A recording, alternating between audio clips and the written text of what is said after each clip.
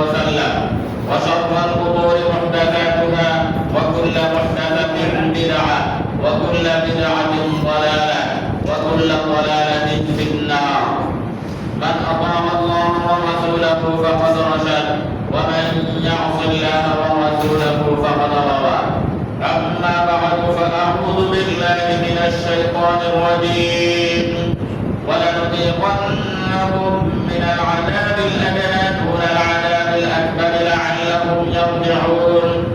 وقال النبي صلى الله عليه وسلم عن عبد الله بن عمر رضي الله تعالى عنه قال أقبل علينا رسول الله صلى الله عليه وسلم فقال يا معشر المهاجرين خمس إذا ابتليتم بهن وأعوذ بالله أن تدركوهن لم تظهر الفاحشة في قوم قط حتى يعلنوا بها إلا فشى فيهم الطاعون والأوجاع التي لم تكن مضت في أسلافهم الذين مضوا ولم ينقضوا عهد الله المكيال والميزان إلا أخذوا بالسنين وشدة المؤنة وجور السلطان عليهم ولم يمنعوا زكاة أموالهم إلا منعوا القضاء من السماء ولولا البهائم لم يمطروا ولم ينقضوا عهد الله وعهد رسوله إلا سلط الله عليهم عدوا من غيرهم فأخذوا بعض ما في أيديهم وما لم تحكم أئمتهم بكتاب الله ويتطيروا بما أنزل الله إلا جعل الله بأسهم بينهم. رواه ابن ماجه. মুআজ্জাজ মুহতারাম সম্মানিত মুসল্লিয়ানে কেরাম, মহান আল্লাহ রাব্বুল আলামিনের দরবারে অসংখ্য অগণিত শুকরিয়া আদায় করছি যে মহান রব্বুল আলামিন আমাদেরকে জুমার দিন, সপ্তাহের শ্রেষ্ঠতম দিন এবং সম্মানিত মাস আরাম মাস মুহররম মাসে আল্লাহ রাব্বুল আলামিন আল্লাহর হুকুম আদায়ের উদ্দেশ্যে আল্লাহর ঘর মসজিদে এসে উপস্থিত হওয়ার তৌফিক দান করেছেন। আমরা শুকরিয়া আদায় করি আলহামদুলিল্লাহ। আমাদের পক্ষ থেকে অসংখ্য সালাত ও সালাম বর্ষিত হোক সাইয়্যিদুল কাউনাইন শাফিউল মুযনিবিন মুহাম্মদুর রাসূলুল্লাহ সাল্লাল্লাহু আলাইহি ওয়াসাল্লামের প্রতি। আল্লাহুম্মা সাল্লি ওয়া সাল্লিম ওয়া বারিক আলা নাবিয়িনা মুহাম্মদ। তার সকল পরিবারবর্গ, সকল সাহাবায়ে কেরাম, তাবেঈন, তাবেঈন, আইম্মায়ে মুজতাহিদিন, সকল দিনদার মুত্তাকি মুসলমানদের প্রতি শান্তি বর্ষিত হোক। মহান আল্লাহ রাব্বুল আলামিন আমাদেরকে এই পৃথিবীতে আমাদের নিজেদের মন মতো চলার জন্য পাঠাননি।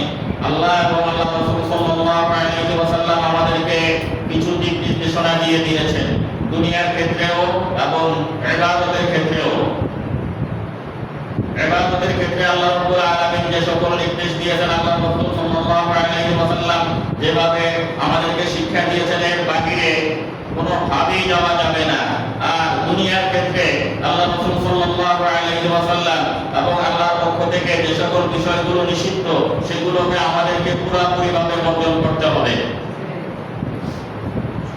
এখন এর যদি ব্যতিক্রম আমরা করি দুনিয়াতে, তাহলে আল্লাহর পক্ষ থেকে আমাদের জন্য রয়েছে দুনিয়াতেও শাস্তি, আখিরাতের শাস্তি। সেটা আল্লাহ রাব্বুল আলামিন তো রয়েছে, কিন্তু আমরা অনেকে মনে করি হয়তো মরার পরে আমাদের উপরে শাস্তি আসবে। দুনিয়ার জীবনে আমাদের উপরে মনে হয় কোনো শাস্তি বা কোনো বালা মুসিবত, কোনো বিপদ আপদ আমাদের কৃত কর্মের, কৃত অপরাধের কারণে, আমাদের পাপের কারণে মনে হয় আসে না। আমরা হয়তো এটা মনে করে থাকি যে আমাদের যা হিসাব কিতাব হবে মৃত্যুর পরে, আমরা তো এটাই মনে করি, তাই না? কিন্তু বিষয়টা এরকম না। আমাদের কৃতকর্মের কারণে, আমাদের অপরাধের কারণে দুনিয়াতে আমাদের উপরে শাস্তি আসবে এবং আমাদের নেক আমলের কারণে দুনিয়াতে আমাদের উপরে শান্তি এবং আল্লাহর পক্ষ থেকে রহমত নাযিল হবে। আল্লাহ রাব্বুল আলামিন দুনিয়াতে কেন শাস্তি দেন, এটারও একটা কারণ আল্লাহ রাব্বুল আলামিন বর্ণনা করেছেন সূরাতুস সাজদা। আল্লাহ রাব্বুল আলামিন বলেন, ওয়ালা নুযিকান্নাহুম মিনাল আযাবিল আদনা দুনাল আযাবিল আকবার লাআল্লাহুম ইয়ারজিউন। আমি তাদেরকে কঠিন শাস্তির পূর্বে দুনিয়াতে সামান্য কিছু শাস্তি দেই, যাতে করে তারা বুঝতে পারে এবং কি আবার ফিরে আসতে পারে। আল্লাহ চান আল্লাহর বান্দারা কি ফিরে আসুক আল্লাহর দিকে, তওবা করুক, আল্লাহর দিকে রুজু হোক। এই জন্য আল্লাহ রাব্বুল আলামিন দুনিয়াতে কিছু শাস্তি দিয়ে থাকেন। কিন্তু দেখা যায় দুঃখের বিষয়, আমাদের পক্ষ থেকে আল্লাহ রাব্বুল আলামিনের পক্ষ থেকে যা কিছু আসুক না কেন আমাদের উপরে, আমাদের পক্ষ থেকে তেমন কোনো সাড়া আমরা দেই না, কোনো সাড়া পাওয়া যায় না। আল্লাহর দিকে রুজু হওয়া, আল্লাহ এবং আল্লাহ রাসূল সাল্লাল্লাহু আলাইহি ওয়াসাল্লামের তরিকার দিকে আমাদেরকে যে প্রত্যাবর্তন করতে হবে, এই বিষয়ে আমাদের অন্তরে কোনো কিছুই আসে না। অথচ আল্লাহ রাব্বুল আলামিন বলেন তাদেরকে কঠিন শাস্তির পূর্বে, বড় আযাবের পূর্বে আমি ছোট কিছু আযাব দেই, কিছু শাস্তি দেই, লাআল্লাহুম ইয়ারজিউন, দেখি তারা ফিরে আসে, দেখি তারা আমার দিকে ফিরে আসে, যাতে করে তারা ফিরে আসতে পারে আমার হুকুমের দিকে। অথচ আমরা বিভিন্ন বালা মুসিবত, বিভিন্ন কিছু আসলে আমরা একে দোষারোপ করি, ওকে দোষারোপ করি, এর কারণে হয়েছে, ওর কারণে হয়েছে, এর জন্য হয়েছে, ওর জন্য হয়েছে, সরকারের দোষ, অমুকের দোষ, তমুকের দোষ, এই পার্টির দোষ, ওই পার্টির দোষ, বিভিন্ন মানুষকে দোষারোপ করতে থাকি আমরা। কিন্তু এইটা যে আমাদের কৃতকর্মের ফল, ওয়াল ফাসাদু ফিল বাররি ওয়াল বাহরি বিমা কাসাবাত আইদিন নাস, জলের স্থলে মানুষের উপরে যত বিপদ আসে, বালা মুসিবত আসে, ফিতনা ফাসাদ আসে, সব মানুষের হাতে কামাই। এটা আল্লাহ এবং আল্লাহ রাসূল সাল্লাল্লাহু আলাইহি ওয়াসাল্লাম স্পষ্টভাবে উল্লেখ করেছেন। সুনানে ইবনে মাজাহ এবং সহিহ আল জামি'ের মধ্যে একটা হাদিস, এই হাদিসটা খুবই প্রসিদ্ধ একটা হাদিস। এটাকে বলা হয় খামসুন বিখামসিন।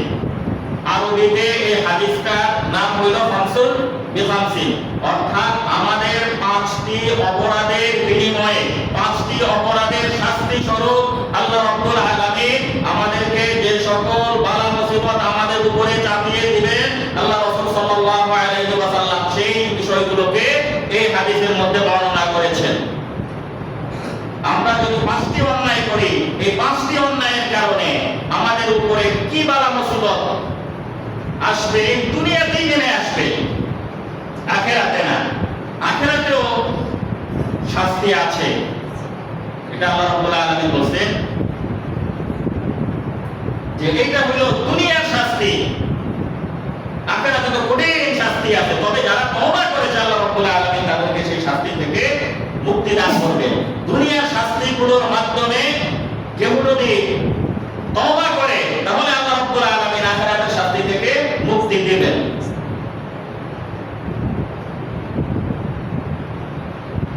যালিকা লাহুম খিজুন ফিদ দুনিয়া ওয়া লাহুম ফিল আখিরাতি আযাবুন আযীম। দুনিয়ার যে সকল শাস্তিগুলো আছে, যে সকল লাঞ্ছনা যন্ত্রণাগুলো আসে, বলছে এটা তো দুনিয়ার জীবনে, ওয়া লাহুম ফিল আখিরাতি আযাবুন আযীম, আর আখিরাতে তাদের জন্য রয়েছে কঠিন শাস্তি। ইল্লাল্লাযীনা তাবু, তবে যারা তওবা করেছে তাদেরকে আল্লাহ রাব্বুল আলামিন শাস্তি মওকুফ করে দিবেন। শুধু শাস্তি মওকুফ না, এটা আল্লাহ রাব্বুল আলামিন বলেন ইল্লা মান তাবা ওয়া আমানা ওয়া আমিলা আমালান সালিহান ফাউলাইকা ইউবাদদিলুল্লাহু সাইয়্যাতিহিম হাসানাত।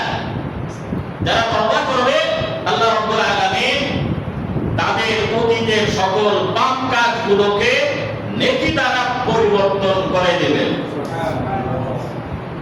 তওবা করতে হবে, ঈমান আনতে হবে এবং আমলে সালেহ শুরু করতে হবে। তওবা কি? তওবা মানে কি? ওই যে একজনের পাগড়ি ধরে তওবা করা। তওবা কি কেউ পড়াতে পারে কাউকে? তওবা শব্দের অর্থ কি জানেন? ফিরে আসা।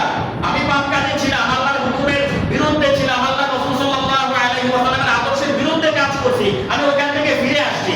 এটা আমার নিজে নিজে আসতে হবে, এটা কারো পাগড়িও ধরতে হবে না, কারো মুখে মুখে বলতে হবে না, এটা যার যার নিজের। মক্কার কাফেররা লা ইলাহা ইল্লাল্লাহ বলে না, এটা থেকে বলা গেছে চাই না, কারণ তারা জানে এটার অর্থ কি।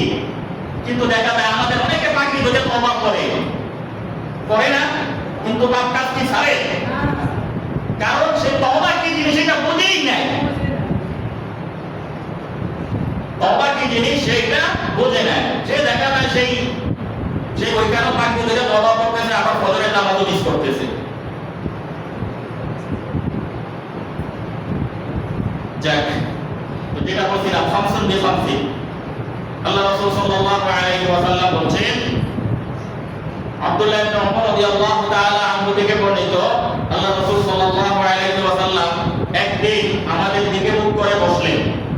আল্লাহ রাসূল সাল্লাল্লাহু আলাইহি ওয়াসাল্লাম বললেন, ইয়া মা'শারাল মুহাজিরিন, হে মুহাজির সম্প্রদায়।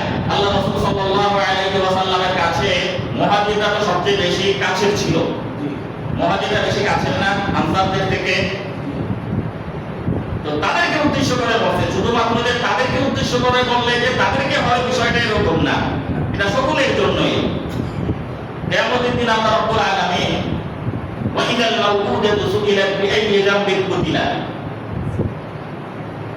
আমরা তো জানি যে মক্কার সেই মুশরিকরা, কাফেররা ইসলাম পূর্ব যুগে কোন কন্যা সন্তান হইলে তাদের কি করা হইতো? জীবন্ত কবর দেওয়া হইতো, পুঁতে ফেলা হইতো। আল্লাহ রাব্বুল আলামিন কিয়ামতের দিন তাদেরকে জিজ্ঞাসা করা হবে, সেই যাদেরকে জীবন্ত পুঁতে ফেলা হয়েছিল তাদেরকে জিজ্ঞাসা করা হবে, ওয়াইদাল মাউউদাতু সুইলাত, যে তোমাদেরকে কোন দোষে, কোন অপরাধে তোমাদেরকে হত্যা করা হয়েছিল, জীবন্ত কবর দেওয়া হয়েছিল? এটা কি তাদের দোষ? আসলে দোষটা কাদের? যারা কবর দিয়েছে তাদের না? তো আল্লাহ রাব্বুল আলামিন তাদের প্রতি এতটাই নাখোশ থাকবেন, এতটা অসন্তুষ্ট থাকবেন, এতটা গুসা থাকবেন যে তার সাথে কথা বলা মানে তাকে সম্বোধন করা নাই, তার সাথে মানে তাদেরকে সম্বোধন করবেন না। তো এখানে আল্লাহ রাসূল সাল্লাল্লাহু আলাইহি ওয়াসাল্লাম মুহাজিরদেরকে সম্বোধন করলেও এটা মূলত সকলের উদ্দেশ্যে। মুহাজিরকে উদ্দেশ্য করে বলার পরেও বলছেন, আবার দোয়া করছেন যে আমি দোয়া করি তোমাদেরকে যেন আল্লাহ রাব্বুল আলামিন এই সকল বিপদে মুবতালা না করেন, এই সকল বিপদগুলো যেন তোমাদের উপরে না আসে।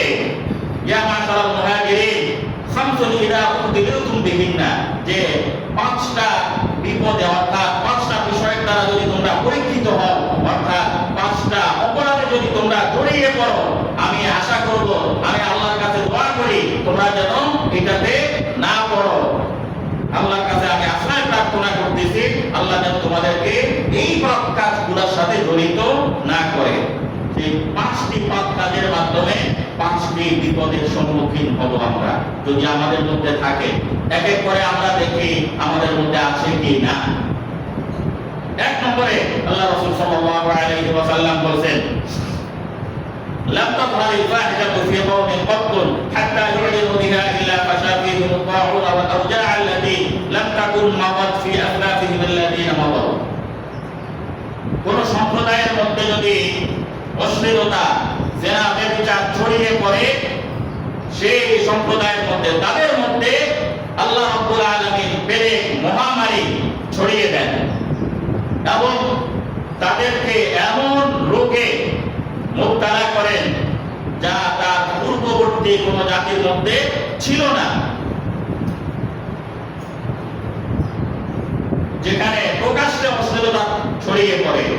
বর্তমানে আমাদের সমাজে অশ্লীল বিষয়গুলো আমাদের এত অঞ্চলে হয়তো কিছুটা কম আছে, কিন্তু শহরে, বন্দরে, স্কুলে, কলেজে এমন ভাবে অশ্লীলতাটাকে ছড়াইয়া দিছে যে এটা একেবারে, এটাকে কোনো লজ্জাজনক বিষয় মনে করা হয় না।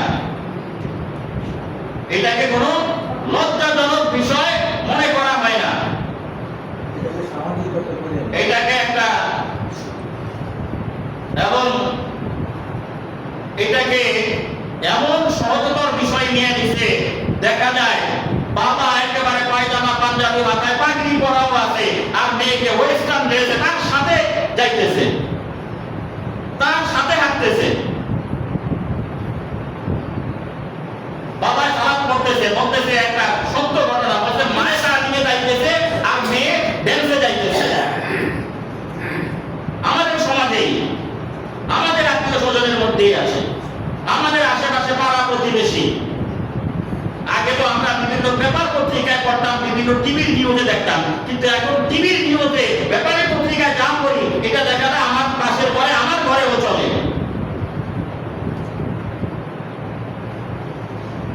অশ্লীলতা এবং ব্যভিচারটা এমন ভাবে ছড়ায় পড়ছে এবং পুরুষ এবং মহিলাদের মধ্য থেকে লজ্জাবোধটা হায়াটা এমন ভাবে উঠে গেছে যে একটা ছেলের পাশে বসতে যেভাবে কোনো লজ্জাবোধ করে না, একটা ছেলে একটা মেয়ের পাশে বসতেও তেমন কোনো লজ্জাবোধ করে না। আমি একটা পার্বতীপুরে গেছিলাম একটা কাজে, তো সেখানে হোটেলের সামনাসামনি চেয়ার না, তো আমরা দুইজনে এক সাইডে বসছি, হোটেলের এক পাশে চেয়ারের এক টেবিলের এক পাশে বসছি, আমাদের অপর পাশে দুজন মহিলা এসে বসে গেছে।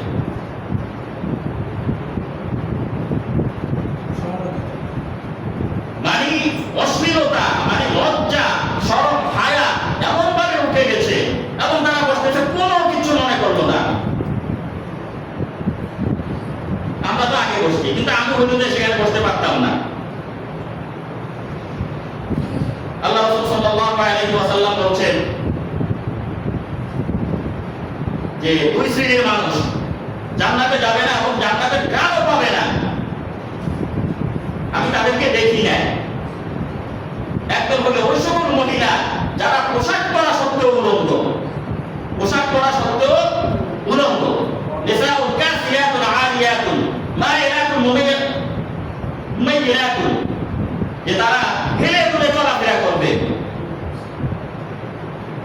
আল্লাহ রাসূল সাল্লাল্লাহু আলাইহি ওয়াসাল্লামের সাহাবীরা এই হাদিসের অর্থ বলছেন ঠিক আছে, কিন্তু এটা বুঝেন না যে পোশাক পরা সত্ত্বেও আমার উলঙ্গ কিভাবে থাকে। বর্তমান যুগে আমরা বুঝি না, আমাদেরকে এটা বুঝাইতে কোনো ব্যাখ্যা দরকার আছে, কিন্তু সেই যুগে এটা বুঝতো না। আর সেই যুগে বেপরোয়া ভাবে চলাচল করতো যারা নিম্ন শ্রেণীর মানুষ, তারা যারা নিম্ন শ্রেণীর সম্ভ্রান্ত কোন মহিলা, সে চাই সে মুশরিক হোক, কাফের হোক, বেদিন হোক, কেউ এভাবে অশ্লীল ভাবে চলাচল করত না। কিন্তু এখন দেখা যায় যত বড় সম্মানিত মর্যাদা পাচ্ছে তত বড় অশ্লীলতা পাবে তাদের মধ্যে। কোন জাতির মধ্যে যদি জেনা ব্যভিচার এবং অশ্লীলতা ছড়িয়ে পড়ে, তাহলে সেখানে প্লেগ মহামারীর মতো রোগের প্রাদুর্ভাব ঘটবে এবং এমন রোগ হবে যে রোগের কোনো চিকিৎসা নেই এবং পূর্বে কোন জাতির মধ্যে দেখা যায়নি। এটা তো আমরা জানি ব্যভিচারের ফলে কি রোগ হয় এবং সেটার চিকিৎসা এখন পর্যন্ত আবিষ্কার হয়নি। এরপরে আল্লাহ রাসূল সাল্লাল্লাহু আলাইহি ওয়াসাল্লাম বলেন, ওয়ালাম ইয়ানকুসুল মিকিয়াল ওয়াল মিজানা ইল্লা উফিদু বিসসিনিন ওয়া শিদ্দাতিল মুহনাতি ওয়া জাওরি সুলতানি আলাইহিম। এই বিষয়টা খুবই কঠিন বিষয় এবং এর থেকে আমরা কতজনে মুক্ত আছি একটু হিসাব করা দরকার। বলছে কেউ যখন তার ওজনে কারচুপি করবে, ওজন বলতে শুধু ওজন না, আমার যেটুকু দেওয়া পরিমাপ বা আমার দায়িত্ব যেটুকু, এইটাতে যখন আমি কম করব, এটা দ্বারা কি হবে? ইল্লা উফিদু বিসসিনিন, তাদের মধ্যে দুর্ভিক্ষ ছড়িয়ে পড়বে। ওয়াশিদ্দাতিল মাউনাতি, এবং কঠিন অবস্থা, অভাব তার মধ্যে বিরাজ করবে। ওয়া জাওরি সুলতান, এবং সরকারের অত্যাচার তাদের উপরে চাপিয়ে দিবে আল্লাহ রাব্বুল আলামিন। এখন ওজনে মাপ দেওয়া মানে শুধু ওজনে কম দেয় এরকম না, প্রত্যেকটা জিনিসের একটা মাপ আছে, একটা মিটার আছে। রাস্তা করার সময় একটা মাপ আছে না, পরিমাপ কোনটা কি পরিমাণে দিবে। তারপরে আপনাকে একটা কাজে নিযুক্ত করতে একজন কর্মচারী, তার কয়টা থেকে কয়টা পর্যন্ত দায়িত্ব কতটুকু আছে। এবং একজন রিক্সাওয়ালা, ঠেলাওয়ালা, তারও তো এই জায়গা থেকে অমুক জায়গা পর্যন্ত কত টাকা ভাড়া। একজন সিএনজি চালক যখন দেখা যায় যে সে বিপদে পড়ছে, তখন ভাড়া খুব বেশি হাঁকাইয়া নিল, তারও তো একটা মিটার আছে। মানুষ বিপদে পড়লে আমরা চাই না কিভাবে তারে আরো ঠেকানো যায়। তো বলছে যারা এই ওজনে কম দিবে, ওজনে কারচুপি করবে, তাদের উপরে দুর্ভিক্ষ নেমে আসবে এবং তার জীবনটা খুব কঠিন হয়ে যাবে এবং সরকারের জুলুম তার উপরে আল্লাহ রাব্বুল আলামিন চাপিয়ে দিবেন। একজনে ওজনে কম দিতেছে, সে আরেকজনেরটা বলতেছে, বলছে ডাক্তারেরা কষাই হয়ে গেছে, ডাক্তারেরা কষাই হয়ে গেছে, তারা দেশ লাগে 2টা দিছে 5টা, কিন্তু সে যে ওজনে কম দিতেছে সেটা বলতেছে না। মানে প্রত্যেকে আমরা একে আরেকজনের দোষটা ধরি, নিজের যে দোষ আছে সেটা দেখি না। 2 নম্বর মাল 1 নম্বর মাল করে বিক্রি করতেছে। যত রকমের প্রতারণা আছে সবগুলো এটার মধ্যে পড়বে। আমার উপরে যেটুকু দায়িত্ব আছে এটুকু আমি পালন করছি কিনা, আমি যদি না করি তাহলে এটাই ওজনে কম দেওয়া হবে। তাহলে এর ফলশ্রুতি স্বরূপ দুর্ভিক্ষ নেমে আসবে এবং কি কঠিন জীবনযাপনটা কঠিন হয়ে যাবে এবং সরকারের পক্ষ থেকে জুলুম অত্যাচার চাপিয়ে দেওয়া হবে। এটা আল্লাহ রাব্বুল আলামিনের পক্ষ থেকে। ولن يمنعوا زكاة أموالهم إلا منعوا القطر من السماء ولولا البهائم لم يمطروا। এরপরে বলতেন যে জাতি যাকাত দানে অস্বীকার করবে, যাকাত দিবে না, সেখানে অনাবৃষ্টি সৃষ্টি হবে, বৃষ্টিপাত হবে না। আল্লাহ রাসূল সাল্লাল্লাহু আলাইহি ওয়াসাল্লাম বলেন যদি পশু পাখিরা না থাকতো তাহলে কখনো বৃষ্টি হতো না। ওয়ালাউলাল বাহাইম লাম ইউমতিরু, যদি চতুষ্পদ জন্তুগুলো না থাকতো তাহলে কখনোই বৃষ্টি হতো না, কারণ এরা তো কোনো দোষ করেনি। মিশরের একজন শেখ শাহরাবি তিনি বলছিলেন যে কোন মুসলিম দেশে যদি কোনো গরিব দেখো তাহলে মনে করবা কোন ধনী তার সম্পদ চুরি করছে। ওয়াফি আমওয়ালিহিম হাক্কুন মা'লুম লিস-সাইলি ওয়াল মাহরুম, তাদের সম্পদে আল্লাহ রাব্বুল আলামিন নির্দিষ্ট পরিমাণ অঙ্ক দিয়ে রেখেছেন বঞ্চিত এবং গরিবদের জন্য। এটা আল্লাহর পক্ষ থেকে, এটা তার করুণা না, তার দয়া না। যাকাত দেওয়াটা এটা দয়া না, করুণা না, এটা তার দিতেই হবে, না দিলে তার মাল পবিত্র হবে না, তাকে অবশ্যই দিতে হবে। এটা গরিবের মাল, আমি ভোগ করতেছি, এটা মালিক আমি না। আমি যতই লাখ বাহাদুরি দাবি করি, যতই টাকাওয়ালা দাবি করি, কিন্তু আমি কি খাইতেছি কার মাল? গরিবের মাল। যদি যাকাত না দেই, যাকাত আদায় করলে সেটা ভিন্ন কথা, তিনি আল্লাহ তার থেকে মুক্তি পাবেন। অনেকে আছে যাকাত হিসাব করে না, বছর শেষে 20,000 টাকা এমনি আমদানি দিয়ে দেয়। নামাজ কি আমদানি একটি অর্থ বললে হবে? যাকাতটাও তো নামাজের মতোই, সালাতের মতোই, প্রত্যেকটা জিনিসের হিসাব করে কোন কারো রূপে যাকাত দিতে হবে। ফসলের ওষুধ তো আমাদের দেশে আদায় করেই না, অথচ আমাদের দেশের অধিকাংশ মানুষ দাবি করে হানাফি মাযহাবের অনুসারী। ইমাম আবু হানিফার মতে বলে কম হোক বেশি হোক, কারণ যদি 5 হয় 5 কেজি ফসল হলো সেখান থেকে ওষুধ দিতে হবে না। হাদিস থেকে এটা পাওয়া যায়, নির্দিষ্ট পরিমাণ একটা নিসাব আছে, এই নিসাব পরিমাণ 20 মণের মতো হইলে আর কি সেই হয়তো 10-এর 1 অংশ বা 20-এর 1 অংশ। যদি পানি সেচ দিতে হয় তাহলে 20-এর 1 অংশ, আর যদি পানি সেচ না দিতে হয় তাহলে 10-এর 1 অংশ ওষুধ দিতে হবে। কিন্তু অনেকে টাকা পয়সা যাকাত দিল, এই ফসলের যাকাত কেউই দেয় না। আমাদের মধ্যে অনেকে ধান, আলু, মরিচ ইত্যাদি এগুলো করে না, এগুলো একটা নির্দিষ্ট পরিমাণে হয় না, তাহলে এগুলোর উপর ওষুধ আসে না, আসবে তো, কিন্তু আমরা কি ওষুধ দেই? তারপর যাকাত কিভাবে দেই? তো বলছিলাম যে কোনো হিসাব কিতাব নাই, আমরা যে একটা হিসাব করে দিয়ে দেই। এটা আমাদের সুপারি আসতেছে, এটার উপরে তো এটার জন্য তো কোনো খরচ লাগে না, এটাকে পানি দেওয়া লাগে, এটা তো একটা ফসল না, এটার উপরে তো আসবে, কিন্তু আমরা কয়জনে দেই এর টাকা? ওয়ালা তুহাম্মাহু ইয়াওমা হাসাদিহি, আল্লাহ রাব্বুল আলামিন বলেন ফসলের ওষুধ দিতে হবে যেদিন কাটা হয়, যেদিন ফসল তোলা হয় সেদিন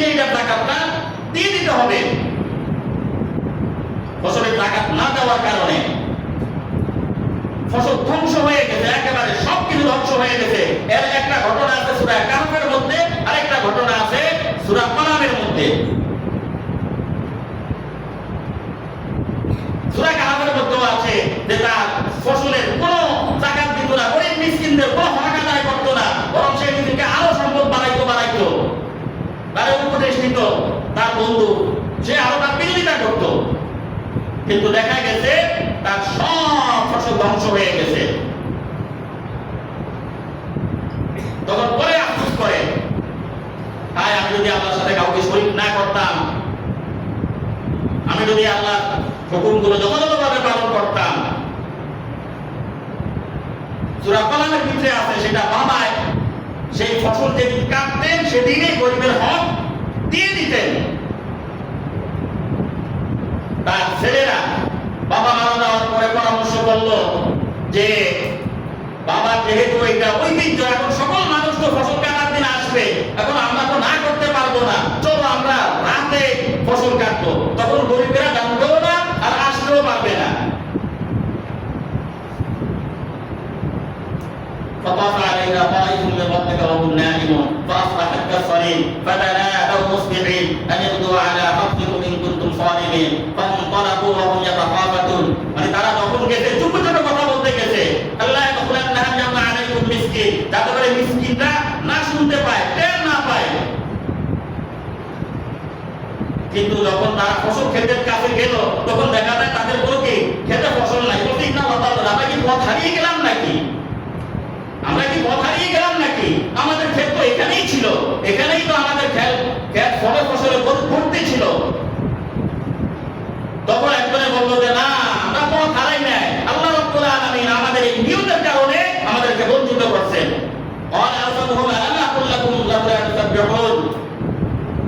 তাদের মধ্যে একজন যে ভালো ছিল সে বলেছে যে আমি কি তোমাদেরকে আগে বলি না যে তোমরা এই কাজটা করতে যাইও না? তো আল্লাহ রাব্বুল আলামিন কেউ যদি যাকাত দানে অস্বীকার করে, যাকাত না দেয়, ইল্লা মুনিআল কবর মিনাস সামা, আল্লাহ আকাশ থেকে বৃষ্টি বর্ষণ বন্ধ করে দিবেন। কিন্তু দেখেন না, প্রতি বছর ওরা বৃষ্টি হয় না, একেবারে ফসল সব জলে পুড়ে শেষ হয়ে যায়।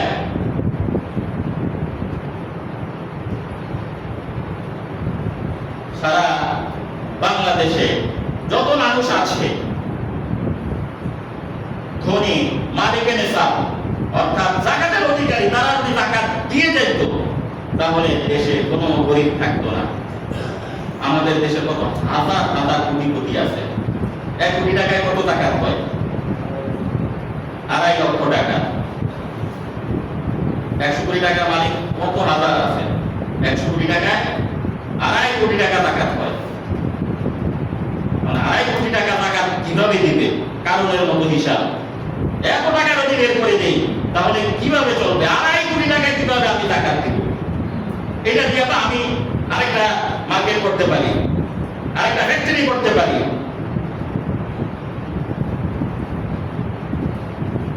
অথচ আল্লাহ রাব্বুল আলামিন বলেন ইয়ামহাকুল্লাহু রিবা ওয়া ইউরবি সাদাকাত। আল্লাহ রাব্বুল আলামিন সুদকে ধ্বংস করে দেন, কমায় দেন এবং সদকাকে বাড়িয়ে দেন। ولا ينقضوا عهد الله وعهد رسوله الا سلط الله عليهم عدوا من غيرهم فاخذوا بعض ما في ايديهم। যারা আল্লাহ এবং আল্লাহ রাসূলের সাথে কৃত অঙ্গীকারকে ভঙ্গ করবে, আল্লাহ রাব্বুল আলামিন তাদের উপরে শত্রুকে চাপায়া দিবেন এবং সেই শত্রু তাদের থেকে তাদের হাতে যে সকল ধনসম্পদ ছিল সবগুলো কেড়ে নিয়ে নেবে। আমরা কি আল্লাহ এবং আল্লাহ রাসূল সাল্লাল্লাহু আলাইহি ওয়াসাল্লামের সাথে কৃত অঙ্গীকার যেগুলো আল্লাহ নির্দেশ করেছেন, আল্লাহ রাসূলের যে সকল নির্দেশ আছে সেগুলোকে আমরা পালন করছি? বড়ই আফসোস, বড়ই দুঃখের বিষয়, বাসে যাই না আমরা। বাস যখন জুমার নামাজের জন্য যদি স্টপ করে বিরতি দেয়, দেখা যায় 3 জন নামে, 2 জন নামে। মাগরিবের সালাতের জন্য দিলে 3 জন নামে, 4 জন নামে। একদিন আমি আর আরেকজন নামছি, বাস ভর্তি। এরা কি সকলে অমুসলিম? সকলে মুসলিম না? সকলেই তো মুসলিম। এটার উপরে সালাত ফরজ না? বরং অনেক সময় দেখছি অনেকে সেই সালাতের জন্য টাইম যাত্রীরা ড্রাইভারের না, তারা তো তাদের চাইবে কিভাবে একটু ভালো উন্নতি করা যায়, কিন্তু যাত্রীরাই চায় না।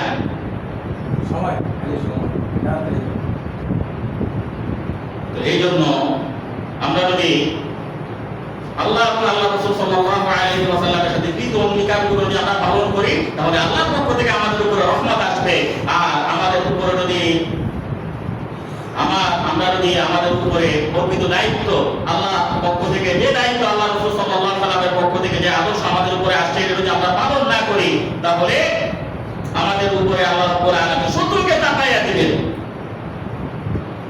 তারা আমাদের হাতে যা কিছু আছে সবগুলো ছিনিয়ে নিয়ে নেবে।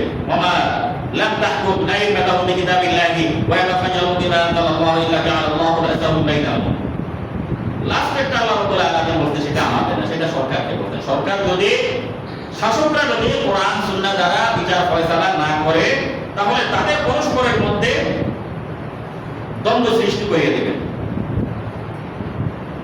বাকিগুলো তো সব আমাদের মধ্যে।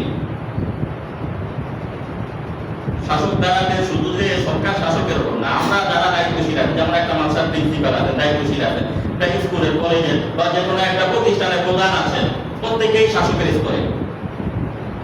এখন তিনি যদি ইনসাফ ভিত্তিক বিচার ফয়সালা না করেন, সেখানে একটা গ্যাঞ্জাম গোলমাল লাগবে। এই জন্য আমাদের দায়িত্ব এবং কর্তব্য হইল এই বিষয়গুলো থেকে আমরা সকলেই বিরত থাকবো। আমরা যদি আল্লাহর রহমতের আশা করি, আল্লাহ পায় আল্লাহর পক্ষ থেকে আমাদের উপরে আসবে এই সকল শাস্তিগুলো। বনী ইসরাঈলের ঘটনা আমরা জানি। বনী ইসরাঈলরা যখন তাদের নবীদের কথাগুলো শুনছিল, তাদেরকে আল্লাহ রাব্বুল আলামিন তাবুতে সাকিনা নামক একটি সিন্দুক দিয়ে তাদেরকে সাহায্য করতেন। তো যখন তারা তাদের কৃতকর্ম থেকে ফিরে গিয়েছিল, যখন তারা আল্লাহর নাফরমানি করা শুরু করলো, তাদের থেকে আল্লাহ রাব্বুল আলামিন সেটাকে ছিনিয়ে নিয়ে গেছিলেন।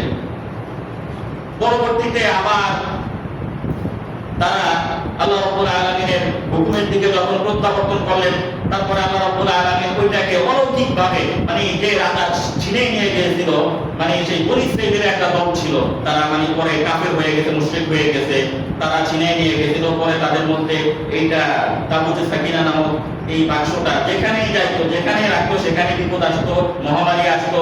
শেষ পর্যন্ত তাদের মধ্যে বনী ইসরাঈলদের মানে মুসলিম একজন বন্দী মহিলা বললেন যে এইটা তোমরা জোরপূর্বক দখল করার কারণে তোমাদের উপরে এই বিপদ আসছে। তখন তারা কি করলেন, ওইখান থেকে নিয়ে আরেক জায়গায় রাখলেন, দেখতে কোনো জায়গায় রাখলে কাজ হয় না, যেখানে যায় সেখানেই কি তাদের উপরে মহামারী আসে। তারপরে কি করলেন, তারা দুইটা গাভীর একটা মানে গরুর গাড়ির উপরে এটা চড়াইয়া এমনি ভাবে ছেড়ে দিলেন। আল্লাহ রাব্বুল আলামিন ফেরেশতাদের মাধ্যমে সেটাকে চালাইয়া আবার সেই আল্লাহর নবী এবং মাল ছিল সেই সময় তার কাছে নিয়ে আসলেন। তারপরে মুসলিম সেই বনী ইসরাঈলের তারা আবার বিজয় লাভ করলেন। অনেকদিন পর্যন্ত তাদের কাছে ছিল। এর পরবর্তীতে যখন তারা আবার আল্লাহর নাফরমানির দিকে চলে গেছে, তখন এইটা এমন ভাবে আল্লাহ গায়েব করে দিয়েছেন, এটা পাওয়া যায় না, এখন পর্যন্ত পাওয়া যায় না। বর্তমান ইহুদিরা সেই জেরুজালেমে তারা এইটা পাওয়ার জন্য বিভিন্ন দেয়াল এই সকল খোদাখুদি করতেছে, তো তারা আল্লাহর হুকুমের দিকে প্রত্যাবর্তন করতেছে না। আমরাও যদি আমাদেরকে আল্লাহ রাব্বুল আলামিন তাবুতে সাকিনার সিন্দুক না দিলেও আল্লাহ রাব্বুল আলামিন আমাদেরকে প্রতিশ্রুতি দিয়েছেন, বিভিন্ন আমল দিয়েছেন। وما تركوا في بيت من بيوت الله إلا حفتهم الملائكة وغشيتهم الرحمة ونزلت عليهم السكينة। কেউ যদি কোরআন তেলাওয়াত করে, আল্লাহ রাব্বুল আলামিন তার উপরে প্রশান্তি নাযিল করে, ফেরেশতারা তাকে বেষ্টন করে রাখে, তার উপরে রহমত নাযিল হতে থাকে। কেউ যদি সদা সর্বদা ইস্তেগফার করে, আল্লাহ রাব্বুল আলামিন তাকে সকল বিপদ থেকে মুক্ত করেন, সকল সংকীর্ণ থেকে মুক্তি দান করেন এবং তাকে এমন জায়গা থেকে রিজিক দান করেন যেটা আল্লাহ রাব্বুল আলামিন আল্লাহর পক্ষ থেকে সে কখনো কল্পনা করেনি। এই জন্য আল্লাহ রাব্বুল আলামিন আমাদেরকে তাবুতে সাকিনা না দিলেও আল্লাহ রাব্বুল আলামিন সেটা পরিবর্তে কিছু আমল দিয়েছে, যেগুলো যদি আমরা আমাদের জীবনে বাস্তবায়ন করি, তাহলে আমাদের জীবনটা হবে কণ্টক মুক্ত, নিষ্কণ্টক, একেবারে রহমতে পরিপূর্ণ। ইউমাক্কিকুম মাতাআন হাসানান, আমরা যদি সদা সর্বদা ইস্তেগফার করি, আল্লাহর হুকুমের দিকে প্রত্যাবর্তন করি, যাবতীয় সকল অন্যায় অপকর্ম থেকে, পাপাচার থেকে যদি আমরা বিরত থাকি, আল্লাহ রাব্বুল আলামিন আমাদের সকলকে তৌফিক দান করুন। আমিন। ওয়া আখিরু দাওয়ানা আলহামদুলিল্লাহি রাব্বিল আলামিন। أقول قولي هذا أستغفر الله لي ولكم ولسائر المسلمين استغفروه إنه هو الغفور الرحيم.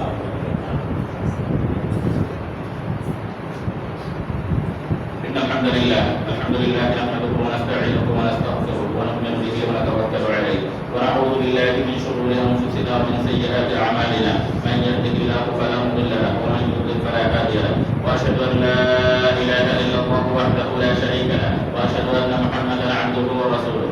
أما بعد فإن خير الحديث كتاب الله وخير الهدي هدي محمد صلى الله عليه وسلم وشر الأمور محدثاتها وكل محدثة بدعة وكل بدعة ضلالة وكل ضلالة في النار. من أطاع الله ورسوله فقد رشد ومن يعص الله ورسوله فقد غوى. أما بعد فأعوذ بالله من الشيطان الرجيم. إن الله وملائكته يصلون على النبي يا أيها الذين آمنوا صلوا عليه وسلموا تسليما.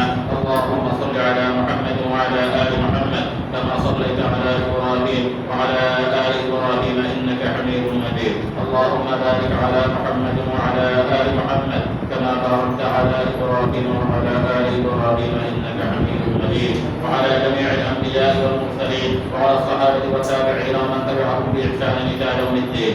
اللهم أعز الإسلام والمسلمين وأذل الشرك والمشركين. اللهم اغفر للمؤمنين والمؤمنات والمسلمين والمسلمات وألف بين قلوبهم وأصلح ذات بينهم وانصرهم على أعدائك وأعدائهم.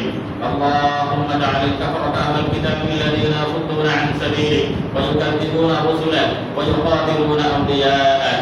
اللهم لعن الكفرة أهل الكتاب الذين يصدون عن سبيلك ويكذبون رسلك ويقاتلون أولياءك وأنزل بهم بأسك الذي لا ترده عن القوم المجرمين. اللهم انصر الإسلام والمسلمين. اللهم انصر المظلومين. اللهم انصر المستضعفين. اللهم انصر المستضعفين في كل مكان. اللهم انصر المجاهدين المقاتلين في جميع أنحاء العالم. اللهم انصر المستضعفين من الرجال والنساء والولدان الذين يقولون ربنا أخرجنا من هذه القرية الظالم أهلها واجعل لنا من لدنك وليا واجعل لنا من لدنك نصيرا. اللهم فرج هم المهمومين ونفس كرب المكروبين واقض الدين عن المدينين ويسر امورنا وامور المسلمين واقض حاجاتنا وحاجات المسلمين واشف مرضانا ومرضى المسلمين وعاف مبتلانا ومبتلى المسلمين وارحم موتانا وموتى المسلمين. عباد الله رحمكم الله ان الله يامر بالعدل والاحسان وايتاء ذي القربى وينهى عن الفحشاء والمنكر والبغي يعظكم لعلكم تذكرون ولذكر الله اكبر.